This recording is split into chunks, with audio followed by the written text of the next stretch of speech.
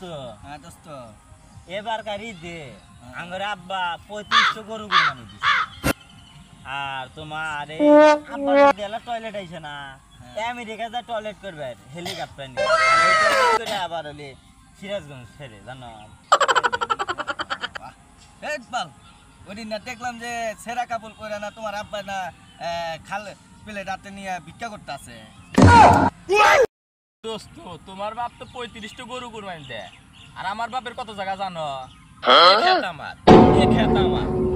আমার ও খেত আমার পুরা সরাই আমার এই এলাকার রোড দেখানি আঙ্গুর তুমি তা জানো আমাগরে জমির কিনারিত বৈশা কইতিছে এ জমি আমার ও জমি আমার আব্বাক তো কথা রোজা জানা নেকব আব্বা আব্বা আব্বা তো দাঁড়াই করস কে